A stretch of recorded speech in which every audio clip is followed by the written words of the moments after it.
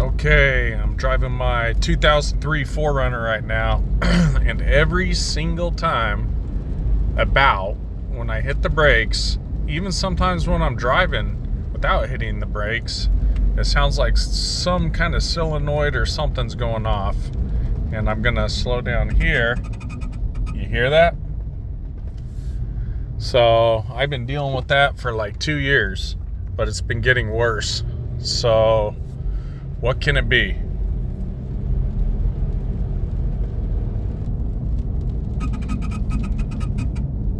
There it is again.